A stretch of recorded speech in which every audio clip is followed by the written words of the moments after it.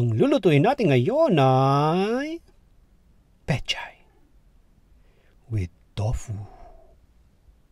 Welcome po sa Kawali ni Waray. Ganyan natin ang mantika. Hanap po natin ang bawang.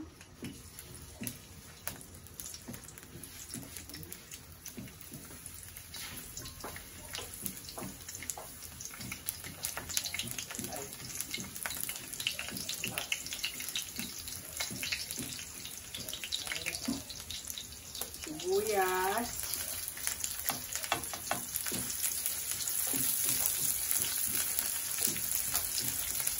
Isa-isa lang po. Tagin na natin yung kamatis. Wow! Yan yung mga parating ginigisa yung sibuyas bawang natin.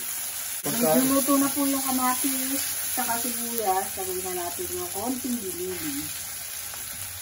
Konti lang po ito kasi 2 tali lang yung pechay ko.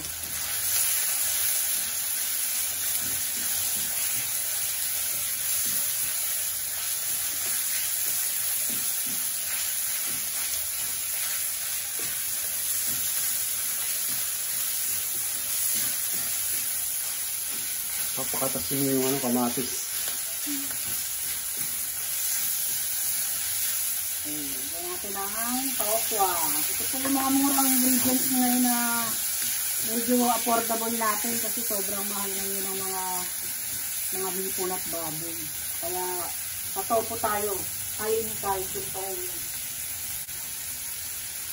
Lagyan natin ito ng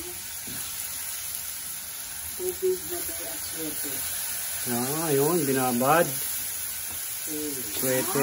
Para maganda siya. May kulay. Lagyan natin ng konting tubig. Pakuloy na po natin. Ang bilis lang yan. Lagyan siya ng pamintang durog. Pamintang durog. Nilagyan lang ng pamintang durog. Lagyan na po natin yung tangkay muna ng pechay. Yan muna una kasi mas matigas yan no? Mas matagal siya maluto. Yan. Nilagyan natin ng asin yan, di ba? Konting asin. Asin yung panimpla, no? Paminta. Asin paminta yung panimpla natin.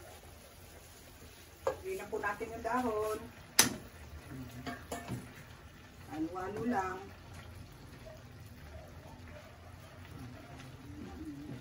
Dahon ng pechay. 2 tali lang yan, di ba? Yan, pechay. Rich in calcium po ito. Kano na ba tali ng pechay yan? 10 piso pa din. Yan ang pinakamurang gulay lang kung ngayon sa ngayon. Okay na yan. Pagka pumaluto na yung gulay, okay na yan. Pwede nang patayin. Pwede nang kainin. Okay. Yan po natin. Luto na po siya. Patayin na po. Pwede na po yan kainin.